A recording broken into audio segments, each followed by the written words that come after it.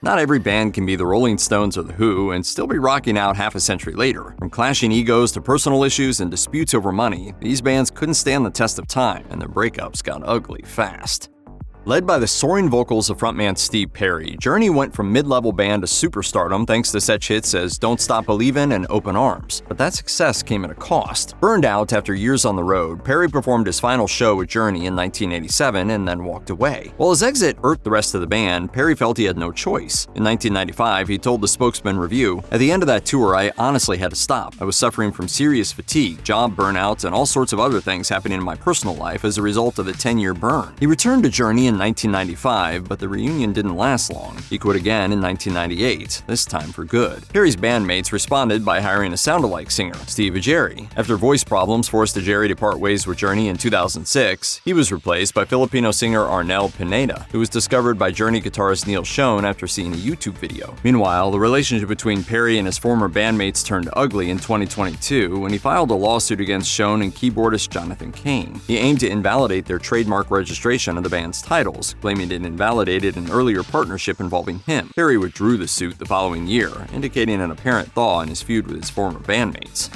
Led by frontman/creative visionary Billy Corgan, the Smashing Pumpkins merged grunge with art rock to great success during the 90s. As the years passed, tensions mounted as guitarist James Iha and bassist Darcy Retzky began to chafe against Corgan's controlling nature. In 2000, Corgan decided to pull the plug. For the next few years, Corgan and his former bandmates pursued solo projects, but in 2005, Corgan announced his intentions to revive the Pumpkins via a full-page ad in the Chicago Tribune. Neither Retzky nor Iha was involved with the new iteration of the group. In 2018, after years of hinting at a full-fledged reunion of the original Pumpkins lineup, Corgan and all the original surviving members reunited, except for Retzky. That led to much back-and-forth sniping in the media between Corgan and Retzky, the latter claiming she'd been offered a contract for a reunion tour that was rescinded at the last minute. Corgan, however, denied her narrative, insisting that an olive branch had been extended and she'd refused. I don't think the real story is as interesting to people as the story they want. Cream consisted of Eric Clapton on guitar, Ginger Baker on drums, and Jack Bruce on bass and lead vocals. The band's live shows became renowned for improvisational brilliance, which was no surprise considering that the band's name reflected the musicians' shared belief that they were the best at their particular instruments. While their playing was explosive, so too were the interpersonal dynamics between them. Tensions within the band began to escalate during the recording of the Wheels of Fire album. Recording engineer Tom Dowd told Guitar World in 1997, "I knew that there had been some animosity among the three players, but when we would listen to playbacks in the control room, there were times when I thought they were going to kill each other." It all cratered after a 1968 gig in Texas, when Clapton told Baker he wanted out, and Baker admitted he felt the same way.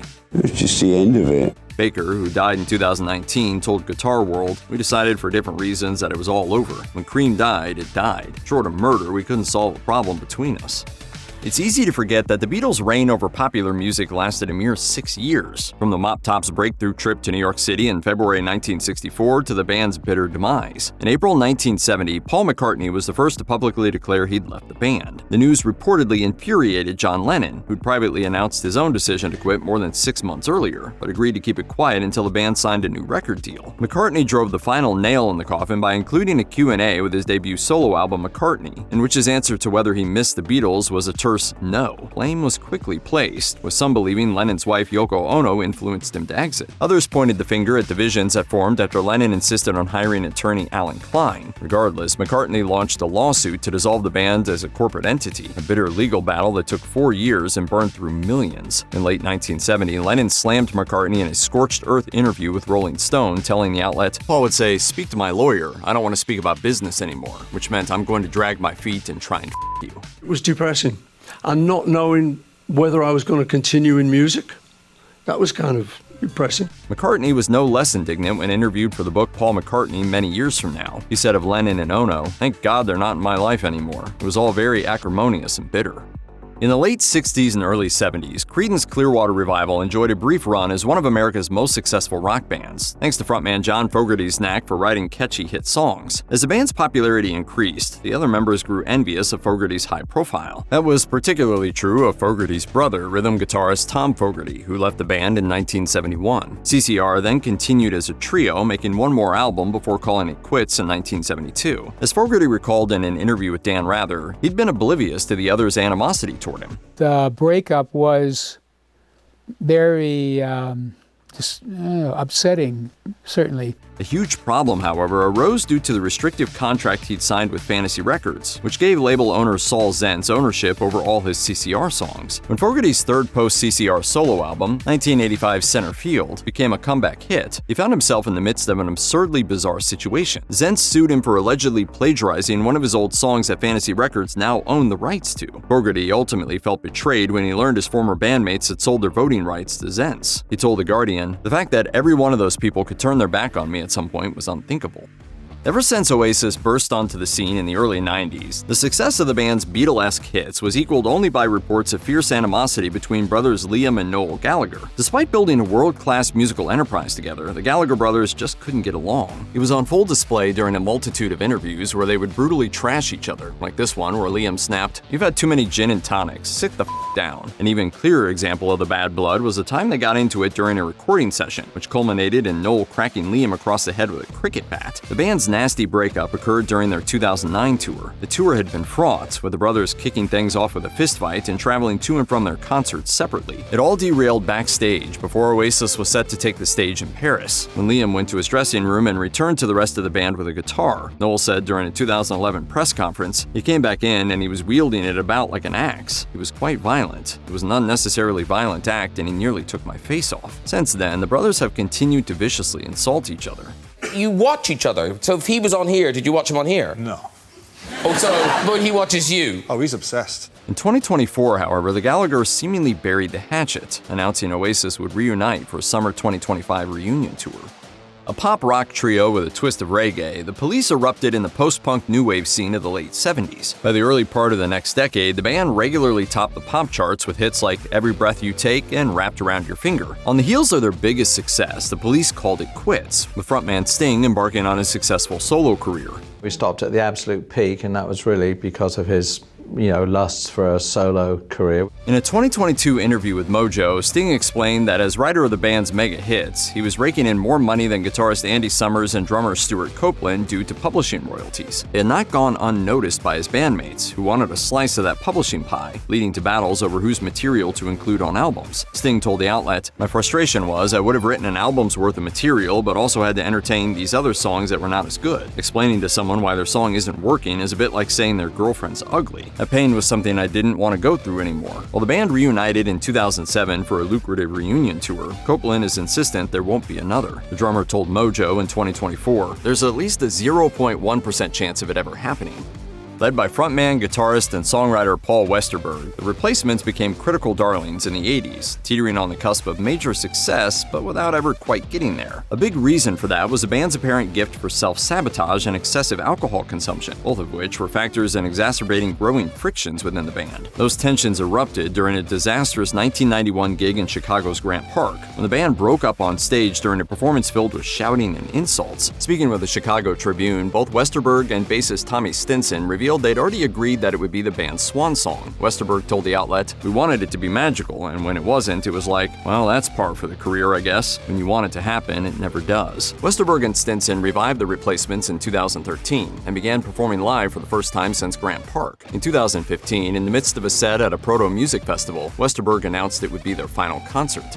Following the release of their self-titled debut album in 1984, the Smiths went on to become alt-rock favorites. Led by the lilting vocals of frontman Morrissey and the hypnotic guitar of Johnny Marr, the Smiths embarked on a successful 3-year run that ended when Marr quit the band shortly before the release of their fourth album, 1987's Strange Ways, Here We Come, or at least that was the official story. Interviewed by The Guardian in 2016, Marr revealed his relationship with Morrissey had grown fraught. While recording in his home studio, Marr read in the press that he quit. Assuming Morrissey planted the story, Marr figured his only choice was to exit for real. The band then issued a statement announcing they'd be hunting for a new guitarist. Marr said, "I literally thought it was a joke. It was the final nail in the coffin, and it took me a long time to forgive them. It was pretty callous." Morrissey has made no secret of his disdain in reviving the band. In 2006, he told Uncut, "I would rather eat my own testicles than reform the Smiths." And that's saying something for a vegetarian. In August 2024, however, Morrissey apparently had a change of heart. He took to his website to reveal the Smiths had received a lucrative offer for a reunion tour. Morrissey accepted, and Marr ignored it.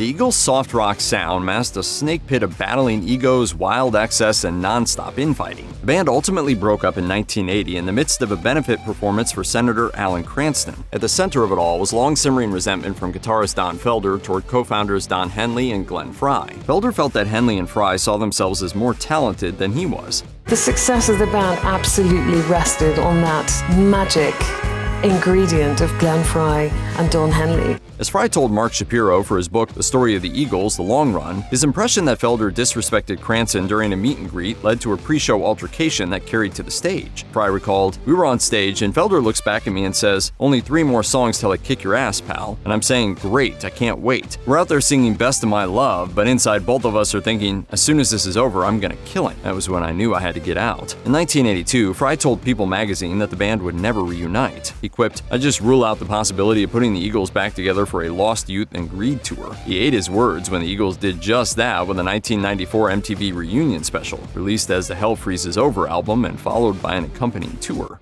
In the mid-70s, when Lindsey Buckingham and Stevie Nicks joined Fleetwood Mac, the one-time British blues band achieved a level of success that was unprecedented. The group's meteoric rise was also marked by intense drama, which inspired the iconic Rumours album. That drama was fueled by mountains of cocaine, massive egos, and romantic entanglements, including Buckingham's painful split from Nicks, the McVie's divorce, and drummer Mick Fleetwood's affair with Nicks. The disintegration began in the early half of the 80s when Nicks, Buckingham, and keyboardist/vocalist Christine McVie pursued solo projects. That's when it started to fall apart, I think. After reconvening in 1987, Buckingham clashed with Nicks during a meeting and quit. He returned to the fold a few years later, while Christine McVie left in 1998. She eventually rejoined in 2014. When Nicks and Buckingham clashed while discussing an upcoming tour in 2018, Buckingham exited again. He was replaced by Tom Petty and the Heartbreakers guitarist Mike Campbell and Neil Finn of Crowded House. This time, Buckingham claimed he'd been fired, telling Rolling Stone that Nicks gave the others an ultimatum. Either Buckingham was out or she was leaving the band. In a 2024 interview with Rolling Stone, Nicks blamed Buckingham, saying, "I dealt with Lindsey for as long as I could. You could not say that I did not give him more than 300 million chances." Sadly, Christine McVie died in 2022 at the age of 79. As of June 2025, Fleetwood Mac has no plans for a reunion. Arguably the hottest folk duo of the late 60s, Simon and Garfunkel racked up numerous hits thanks to Paul Simon's deft songwriting and Art Garfunkel's angelic harmonies. After both were cast in director Mike Nichols' film Catch-22, Simon became miffed when his role was cut. While Garfunkel spent months filming, Simon worked alone on the Bridge Over Troubled Water album. While Simon was irked he'd been left to carry the load while his partner played movie star, Garfunkel resented Simon being unwilling to accommodate his Hollywood ambitions. They ultimately split in 1970. The two performed together various times after that, but their relationship was never the same. That was true when they reunited for a 1981 concert in Central Park, which proved so successful that they decided to tour together. Simon recalled in the documentary In Restless Dreams, the music of Paul Simon, "We were famously antagonistic, but I thought, you know what? I'm going to put that all aside and have a good reunited tour with Artie." The tour's success prompted Simon to consider reuniting with Garfunkel on a permanent basis, but those plans quickly went off the rails. Simon explained in the doc, "The breakup that happened after Catch-22 was never repaired. It was just a bandage put over it." Garfunkel had his own thoughts on what went wrong, saying at one point, "It takes 2 people to make a group. It takes 2 people to be jerks." We would have broken up anyway. Right. Duos don't stay together. Supergroup Crosby, Stills, Nash & Young has broken up and gotten back together so many times that it was always easy to assume that any split would only be temporary. While the addition of Neil Young to CSN for the group's second album was electrifying, his unpredictable nature meant he came and went from the group whenever it suited him. Meanwhile, Crosby's escalating issues with drugs proved problematic over the years. "I turned into a junkie. I let them down." Even after Crosby's sobriety, he maintained a knack for ticking off his bandmates. That was certainly the case after Young divorced his wife of nearly 4 decades and began dating Splash star Daryl Hannah. Interviewed by the Idaho Statesman, Crosby described Hannah in less than favorable terms. He told the outlet, "And I happen to know that he's hanging out with somebody that's a purely poisonous predator now." That effectively quashed any chances of another CSNY reunion. Crosby attempted to undo the damage during a 2015 appearance on The Howard Stern Show, admitting, "I shot my mouth off when I shouldn't have. I shouldn't have done it, and here's the real reason why. I'm a screw-up. I've screwed up massively." Meanwhile, Crosby was also on the outs with Graham Nash. He was estranged from both Nash and Young when he died in 2023.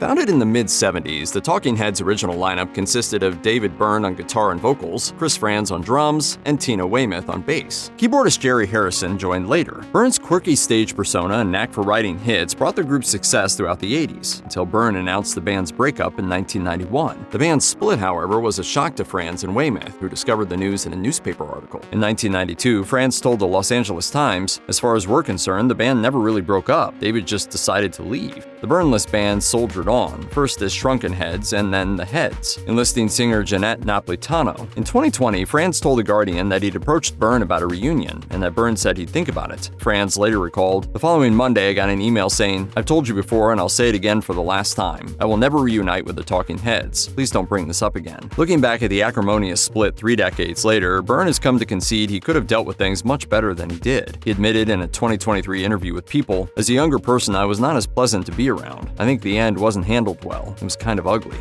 British punk band The Clash rode to the top of the charts on the heels of such hits as London Calling and Rock the Casbah. The band's success, however, was tinged with turmoil. While drummer Topper Heaton's escalating heroin addiction led to his firing, the band's 1982 album Combat Rock became its biggest ever, cracking the US top 10. That led to a division within the band, with guitarist Joe Strummer and bassist Paul Simonon eager to build on their popularity by going on tour, while lead guitarist Mick Jones wanted to get off the road. Strummer recalled in the documentary Westway to the World, "Mick was intolerable to work with by this time. He wouldn't show up. When he did show up, it was like Elizabeth Taylor in a filthy mood." Pushed to the brink, Strummer and Simonon decided to fire Jones. Simonon told author Danny Garcia for his book, The Rise and Fall of the Clash, "We felt we've had enough. Let's kick him out, and that's what we decided on, and to hell with the consequences." While Jones went on to solo success with Big Audio Dynamite, the Clash hired 2 new guitarists and cut what would be their last album, 1985's Cut the Crap, before disbanding. Jones reflected in a 2013 interview with Rolling Stone, "We were just all fed up with each other. The bigger it got, the more difficult it became." Founded in Atlanta in the mid-80s, the Black Crowes crafted a fresh but retro sound that exploded on their debut album, 1990's Shake Your Moneymaker. It was the band's follow-up, Southern harmony and musical companion that yielded a string of hits that remain classics, driven by brothers Chris Robinson on vocals and Rich Robinson on guitar. But the Robinson brothers' relationship had always been rocky. By 2014, after years of feuding, the relationship had deteriorated to the point that they traveled in separate tour buses. Finally, the two disbanded the Black Crowes in 2015, after Chris suggested paying the rest of the band less. Rich said in a 2018 interview with Rolling Stone, "He pretends to be this peace-loving hippie that doesn't care about money while trying to take everyone's money." That same year, Rich told radio station WBAB he was happy to no longer be dealing with his sibling. He said, "I don't have a brother anymore. We don't speak. I haven't spoken to him in 4 years." The brothers did eventually reunite in 2019, reviving the band and releasing the critically acclaimed Happiness Bastards album.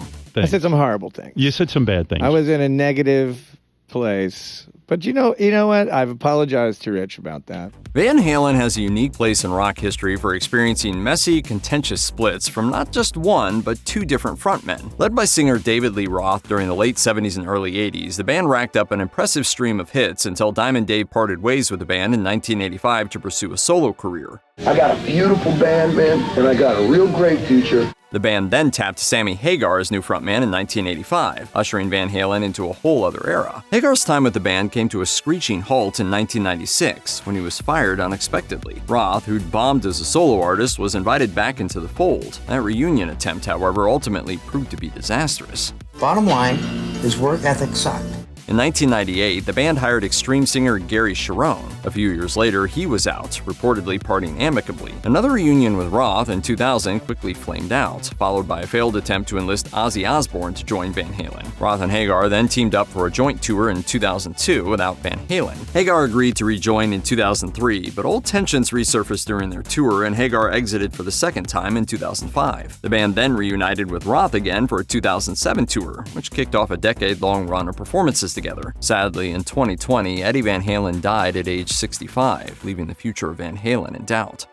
As the group's main songwriter, Syd Barrett was a driving creative force in the early days of Pink Floyd. But in 1968, a mere 3 years after co-founding the band, Barrett left Pink Floyd as his struggles with mental illness became increasingly severe. The band then embarked on a new chapter, with bassist Roger Waters and guitarist David Gilmour taking the reins. With Waters' vocals and keen songwriting bolstered by Gilmour's stunning guitar virtuosity, the band's 1970s output remains iconic. But the same creative tensions that fueled their musical brilliance also spawned a bitter feud between Gilmour Gilmour and Waters while recording the aptly titled 1983 album The Final Cut. As Gilmour recounted to Rolling Stone, the sessions were miserable for the band. He told the outlet, "Even Roger says what a miserable period it was, and he was the one who made it entirely miserable, in my opinion." And obviously there is no band, it's me. Waters quit after completing the album and then launched a lawsuit seeking to prevent the other members from continuing to use the Pink Floyd name, and thus began decades of squabbling between Waters and Gilmour, a feud only briefly set aside when the band reunited for a one-off Pink Floyd performance at 2005's Live 8 concert. More recently, Gilmour and the Waters-free Pink Floyd issued a 2022 single, Hey Hey Rise Up, criticizing Russia's invasion of Ukraine. After Waters dismissed the song in an interview with a German newspaper as contentless flag-waving, Gilmour's wife, Polly Sampson, posted on X, "Sadly, Roger Waters, you are anti-Semitic to your rotten core. Also a Putin apologist and a lying, thieving, hypocritical, tax-avoiding, lip-syncing, misogynistic, sick with envy megalomaniac." Gilmour responded to his wife's post, writing in an X post of his own that her criticism of Waters was true.